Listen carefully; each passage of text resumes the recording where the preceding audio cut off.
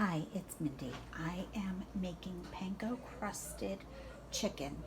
I used my amazing kitchen shears to cut these chicken breasts into tiny cubes, and I have them in my large prep bowl with some Dijon mustard to coat them with mustard, and then they are going into my stainless steel mixing bowl to coat in panko.